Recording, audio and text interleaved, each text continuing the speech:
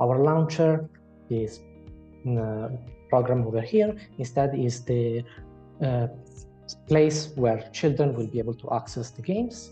And we decided to divide the games into two main categories. One are the hyper-casual games, and the other ones are the bigger games, those that have this specific border.